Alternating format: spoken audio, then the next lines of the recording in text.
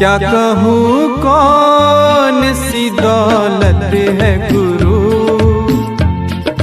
मेरा जीवन मेरी दुनिया मेरी जन्नत है गुरु। क्या कहूँ कौन सी दौलत है गुरु, मेरा जीवन मेरी दुनिया। बहुत बड़े भाग हैं उन जीवों के जो इस ज्ञान को अपने जीवन काल में एक बार भी सुन पाते हैं, और उससे भी बड़े भाग होते हैं उन जीवों के जो इस ज्ञान को थोड़ा सा भी समझ पाते हैं, थोड़ा सा, बिल्कुल। अगर 1% भी अगर इस ज्ञान को समझ जाता है कोई, मात्र 1%, तब भी उसका आध्यात्मिक जीवन शुरू हो जाता है। अभी तक वो दुनियावी जीवन जी रहा है, इस काया को पाल रहा है, इस काया को सजा रहा है, इस काया के आराम में इतना मगन हो गया है कि उसे पाप और पुण्य का भी होश नहीं है। उसको लगता है कि मेरा जन्म इसलिए हुआ है कि मैं इस 5 तत्व की काया को, इस मिट्टी को इतना आराम दूं, इतना आराम दूं, इतना सजाऊं, इतना अच्छा दिखाऊं। इसके अलावा उसको कोई ज्ञान ही नहीं है। कोई डॉक्टर बनना चाहता है तो पूछो क्यों बनना चाहता है? ताकि मेरा कैरियर ब्राइट हो, मेरा बुढ़ापा बढ़िया से निकल जाए, लाखों करोड़ों रुपए मेरे पास हो। उसके लिए वो किडनियां तक बेच के निकाल के बेच रहा है। किसी को पूछो भाई तुम बिजनेसमैन बनना चाहते हो, क्यों? ताकि मेरे पास सबसे बड़ा एम्पायर खड़ा हो जाए, लाखों करोड़ों अरबों रुपए कमा के मैं दुनिया में नंबर 1 पे आ जाऊं। किसी को पूछो सरकारी नौकरी चाहिए, क्यों? अरे भाई वहां पर निकाला नहीं जा सकता, एक बार घुस गए तो फिर घुस गए, ज्यादा से ज्यादा क्या करेंगे? केवल इस काया के लिए, जिस काया की एक पल की भी गारंटी नहीं है कि तुम्हें सरकारी नौकरी का लेटर आ गया, तुम ज्वाइन कर पाओगे कि नहीं, उससे पहले ही तुम्हारा राम नाम सत्य हो जाए, ये भी गारंटी नहीं है।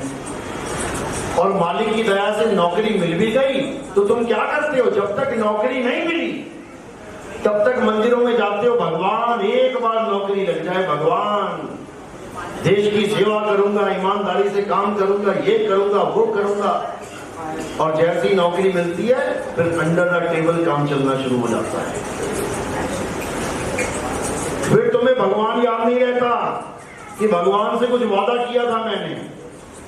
फिर तुम्हें भगवान के जीव दिखाई नहीं देते, फिर तुम्हें वो केवल एटीएम दिखाई देता है कि कोई बंदा आया है सरकारी दफ्तर में काम कराने, लूट ले जितना लूटना है।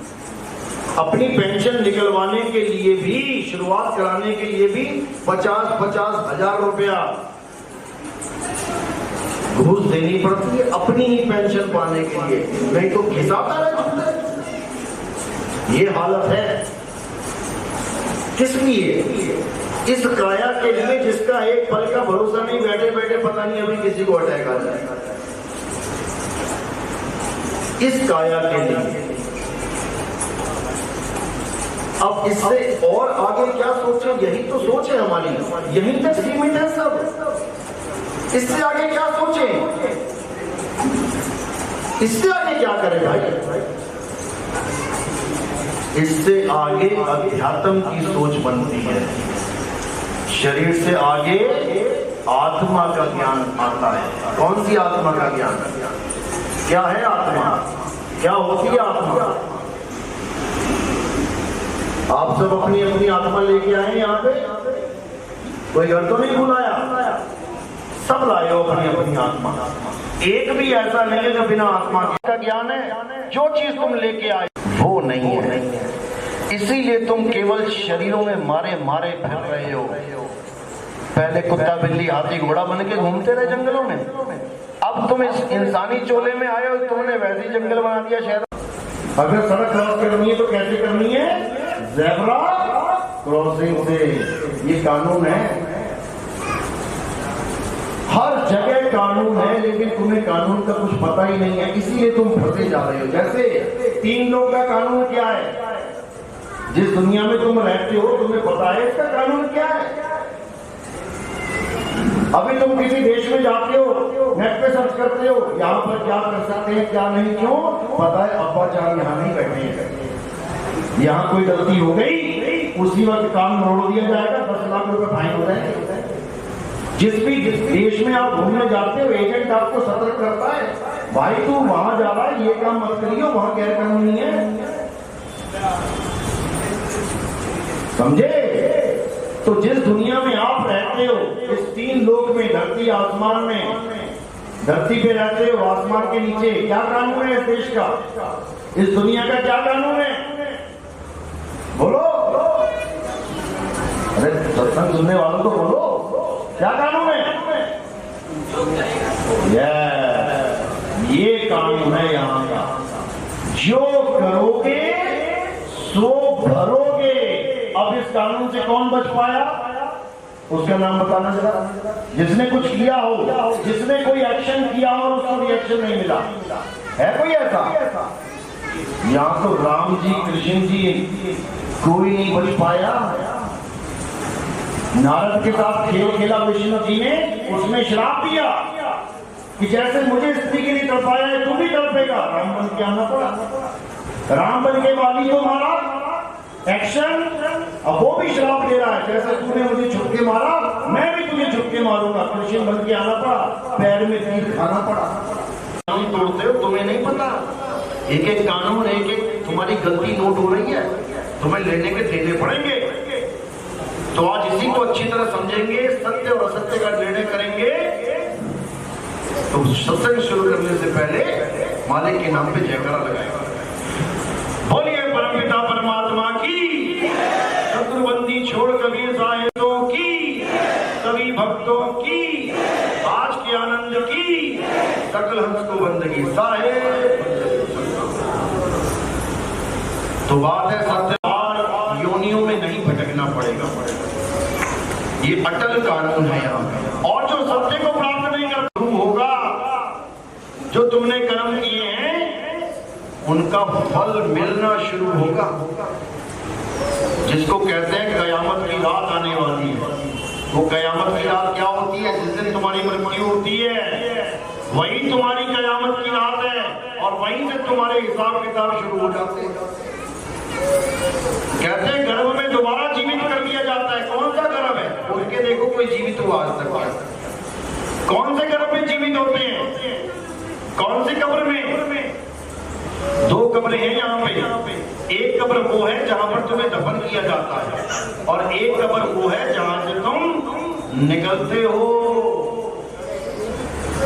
एक कब्र वो है जिसमें तुम्हारे शरीर को दफन किया जा रहा है, लेकिन ये शरीर आया कहां से? ये मां के गर्भ रूपी कब्र से आया है। इसमें 5 तत्वों को जोड़ जोड़ के एक शरीर बनाया जाता है, और वही शरीर उस कब्र में खत्म हो जाता है, फिर दोबारा मां के गर्भ से चालू हो जाता है काम। इसी को जन्म और मृत्यु कहते हैं। अब कोई बच नहीं सकता, कोई कहे मैं हिंदू हूँ, मैं देवताओं की पूजा करता हूँ, मैं मुसलमान हूँ, मैं 5 टाइम नमाज पढ़ता हूँ, मैं सिख हूँ, गुरुद्वारे में जाके मैं वाणी श्रवण करता हूँ, वाहिगुरु वाहिगुरु नाम जपता हूँ, मैं ईसाई हूँ, मैं प्रेयर करता रहता हूँ भगवान से, अल्लाह से, वाहिगुरु गॉड जो भी है, कि मेरी मुक्ति हो जाएगी। नहीं होगी, कभी नहीं होगी, क्योंकि मुक्ति उसकी होती है जो सत्य को जान लेता है। सत्य है क्या? सत्य है क्या?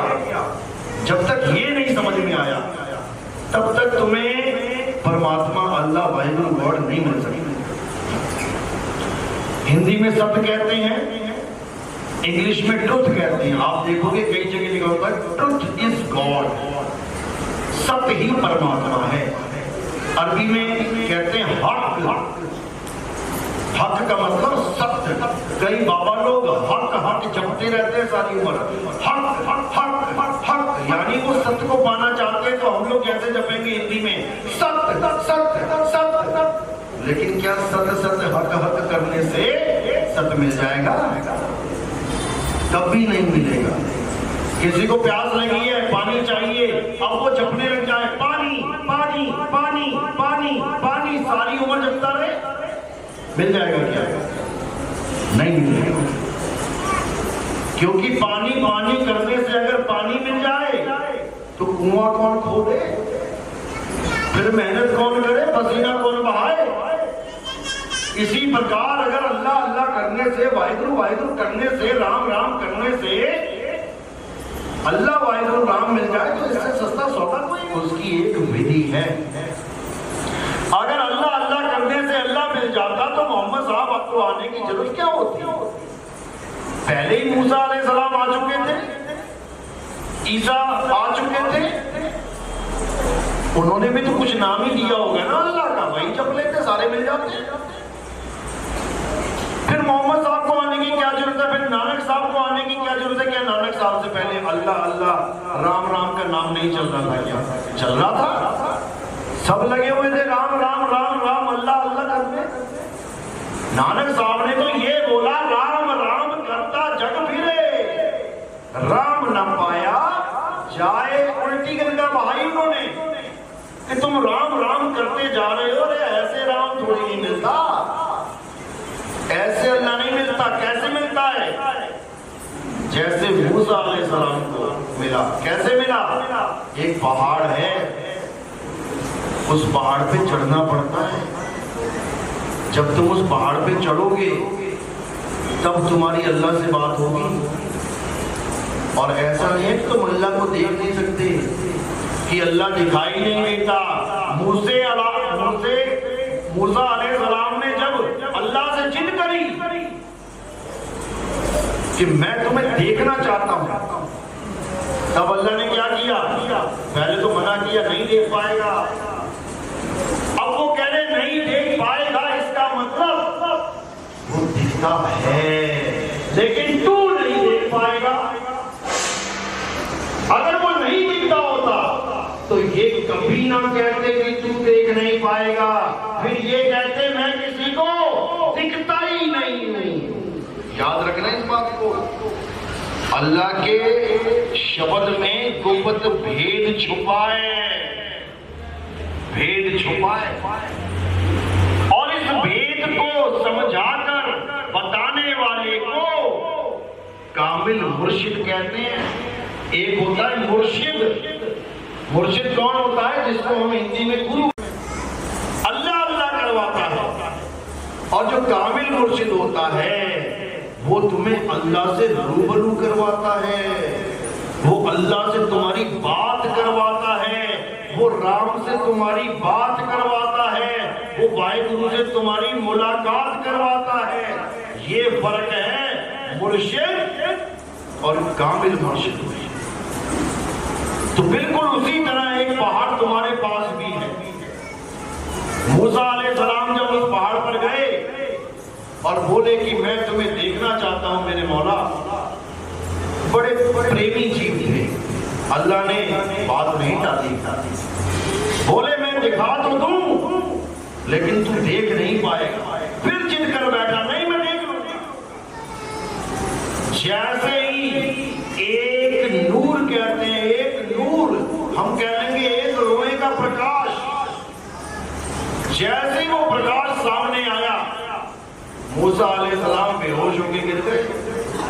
और वो नूर जिस पहाड़ पे पड़ा वो पूरा पहाड़ काला हो गया। सुरमा लगाते हैं मुसलमान भाई, देखा ना आपने, सुरमा लगाते हैं। क्यों लगाते हैं? आधों को तो ये पता भी नहीं होगा सुरमा क्यों लगाते हैं। ये उस दिन को याद करके लगाते हैं जिस दिन वो पहाड़ काला हो गया, यानी उनके नबी की अल्लाह से बात हुई, अल्लाह का दीदार हुआ। और वो दीदार पूरा नहीं है, वो तो छोटी सी झलक थी। अगर पूरा पर्दा उठ जाता तो कोई ये कह ही ना पाता कि अल्लाह का दीदार कोई नहीं कर सकता। आज तक यही कहते आ रहे हैं अल्लाह को कोई नहीं देख सकता। क्यों? क्योंकि मूसा अलैहिस्सलाम की बात को, उस वाकया को समझ नहीं पाए, समझ नहीं पाए। अब कोई वाहिगुरु वाला है, तुम्हें इतना सस्ता भगवान लग रहा है कि तुम 4 अक्षर जपोगे और वो तुम्हारे पास आ जाएगा? ऐसा नहीं होगा।